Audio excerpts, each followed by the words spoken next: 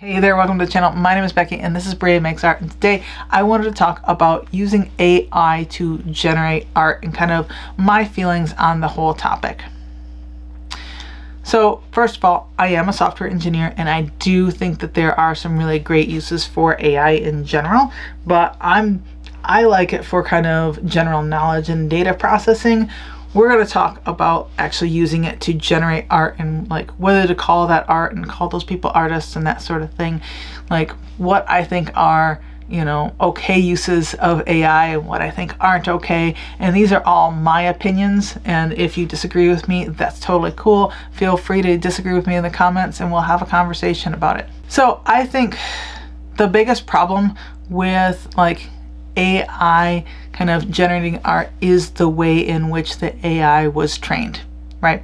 So an AI model needs to have a lot of input in order for it to be able to do anything. It needs to kind of understand the world and understand the topic, right?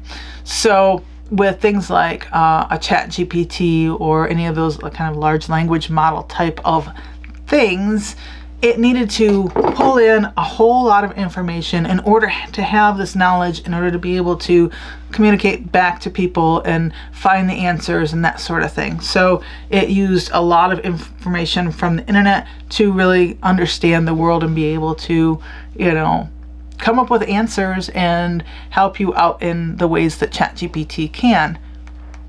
The same thing is true with generating art. It needed a lot of input in order to be able to produce any sort of output.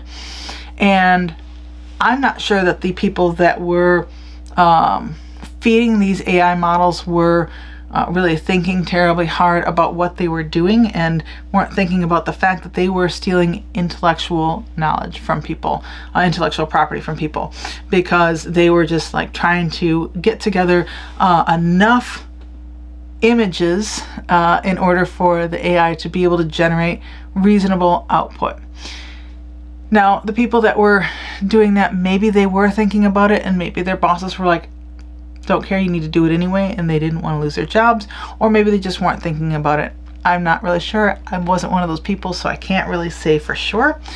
But I do think that there is definitely a problem with using people's intellectual property without getting any permission from those people and then generating images that are very similar to the types of things that that artist generates themselves, and basically stealing money out of their pockets, right?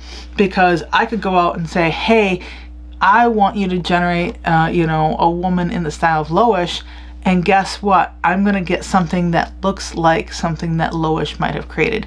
And that's totally not okay, right? Because Loish is trying to make a living doing her artwork in her style. And her style is part of who she is. It's kind of a representation of like her experiences and just the way she thinks and the way she sees the world, right? So using this program to do something that only she can do is really not okay. Like I said, it's stealing from that artist, and I am not for that. Obviously, as someone who is an artist, I don't really sell my work, but I can sympathize with artists who are getting things stolen from them, getting their artwork stolen from them in order to allow somebody else to create art in their style, which is something that they have spent years curating and working on and perfecting. On the other hand, I do think that there are some ways of using like AI to generate art that I actually don't necessarily have a problem with. And here's where I think that maybe this is a bit of a hot take.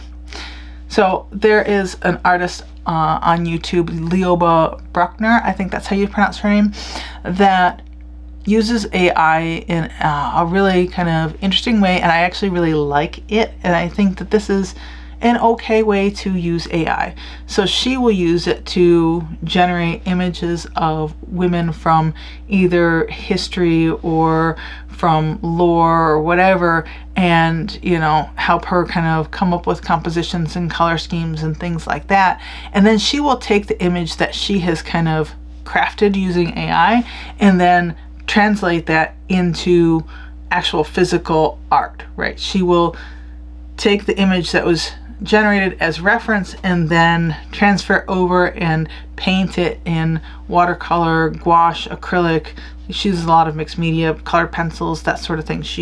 And creates these beautiful pieces of art that, like I said, she started off using AI to kind of help her figure out, like, here's the composition, here's kind of how I want this to look, and really kind of like thumbnail basically things, but in more kind of high def. And then she has these really great reference that she can use to then create her final kind of physical piece of art. And she does a beautiful job, and I think that is a fantastic way of using it. I am not sure that she actually I know that she does do things like, oh, I want kind of an Art Nouveau style or a Gaudi type of elements and things like that she uses in her art. But I don't think that she's like doing it in the style of an artist. She's just like, okay, I want, Athena, and, I want her to have dark skin or light skin, and I want, these sorts of colors and this sort of motif and that sort of thing. And, she has these beautiful references that she uses to make these beautiful pieces of art. And I don't have a problem with that. I think that is a really cool and unique way to do it in order to kind of expand your creativity. There's goods and bads of AI kind of generative art, and I think that there are some things that we as artists can do to kind of push back on the bad part of like the AI in terms of like using our intellectual property to train AI models.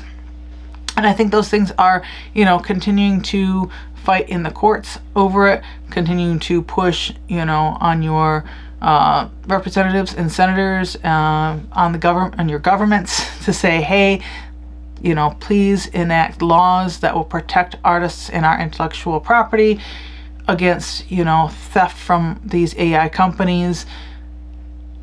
But I think there's another thing that we can do, and that is to poison AI algorithms. And by that, I don't mean like hack into their systems and like mess up their algorithms or something like that. What I mean by that is there are a number of tools that have come out that will allow you to feed your images through that you're going to post online, and that's going to make it very difficult for AI to actually use that image in their algorithm to train it. It's going to kind of mess it up for them and make their quality of output go down. The way that the ones that I have seen does this is it will either kind of like pixelate your image a little bit or overlay another kind of layer of pixels over top that either are visible to the eye, or like some of them claim that it's not visible to a human eye, that it kind of lays another layer of pixels over that really just kind of messes up the AI algorithm, because AI doesn't actually understand the thing that it's seeing. It just kind of knows that, like, it has recognition to be like, oh, that's a person, that's a dog, that's a cat, things like that. But it doesn't understand that a person has two eyes, a nose, and a mouth in this sort of configuration, and that hands look like this when the palms are out and like this when the palms are facing toward them. It kind of has an idea that there are these things that are like hands, but it doesn't really understand them, and that's why it gets some messed up, right? That's why you see too many fingers or not enough fingers or really long fingers. You'll see things like kind of melding into other things and just random weird lines that don't really make sense, because it doesn't actually understand the thing it's looking at. It's just looking at a series of lines and things like that, and it might kind of go, oh, I know that looks like a human, so that's a person, and that looks like a dog, so that's a dog. But sometimes it doesn't quite know where the human ends and like the chair begins. Like, for example, here, it might think that that's part of me. Sorry about that, I had a phone call. That's all taken care of. Anyway, like I was saying, sometimes like the AI is not going to understand that this is a chair and this is me, and it might think that that's like part of my hair, things like that. So like it doesn't really know how to interpret the world very well, and so it's going to kind of get messed up. So doing things to kind of poison it, where you're putting like other pixels over top and kind of like messing up those lines, it's going to make it harder for it to really understand what it's ingesting, and it's going to make it kind of start to make art that looks more like that's like a little bit more pixelated and a little bit kind of worse quality. And, I think that is a perfectly legitimate thing to do. And I think the other thing that is going to start to happen more and more is that these algorithms that can generate art are going to get worse, because they're going to continue to consume more and more art that is generated, and there's going to be more and more art that was generated by AI that has things messed up, and that is going to they're going to start to self-poison, right? It is going to start to pull in all of these AI generated images, and right now there's no good way of being able to discern whether this was AI generated or not using a program. And so if it's pulling stuff in, it might start pulling in AI generated art and start to get worse and worse, because it's like getting things that has too many fingers, or lines merging in that don't make sense, and the quality of the art is going to start to degrade. The only way that they can fight back against that is to kind of look through the any of the art that's actually being fed into the algorithm and figure out, like, decide if this is something that they want to feed into it or something that they don't want to feed into it, which is going to make it a lot more expensive for them to do. And they're not going to want to do that, so they're either A, going to stagnate because they don't want to start feeding in AI generated art, or B, they're going to have to spend more money in order to make it better, because they're going to have to look through all of these images to try and decide whether that is good enough to use. I think the other thing that we can do as consumers is to continue to push back and say, hey, you are using AI generated art in your packaging and your materials and things like that, and we are not okay with that, because that sort of social pushback is a lot of negative press that gets generated for those companies, as well as kind of boycotting their products and things like that can really help to sway them to try and stay away from AI generated art, because they don't want to lose money, right? All of these companies are running because they want to make money, and if they can make money by using AI generated art because it's cheaper, they're going to do that. But if they're not going to make more money by doing that, they're going to stop using the AI art, because they're getting all this negative press and people aren't wanting to buy their products. They're going to kind of back away from that and start to use people again in order to generate the art for any of their products and things like that. It's going to require a lot of stamina from us, a lot of kind of continuous pushing to say, no, this is not okay, in order to kind of change the culture around it and change like kind of the way that people are actually acting around it. But I think that anytime there's a new technology, we get things like this where we're like, oh my gosh, what do we do? Like, this is a whole new thing. How do we manage this? Whatever. And it's going to take a little bit of time, but like, we have to just kind of keep pushing back and say, no, this is not okay. Please stop doing this. We don't give permission. We're going to sue you. We're not going to give you money, whatever. Like, we're going to try and get laws enacted in order to protect ourselves, all of those sorts of things. And I know that that's really hard to hear, but I think that that's what we have to do in order to kind of protect ourselves as artists and kind of protect our intellectual properties. Anyway, that's my thoughts.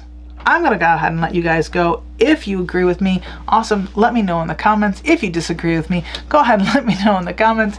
And I will see you next week. And we will definitely get back to doing some art. Bye.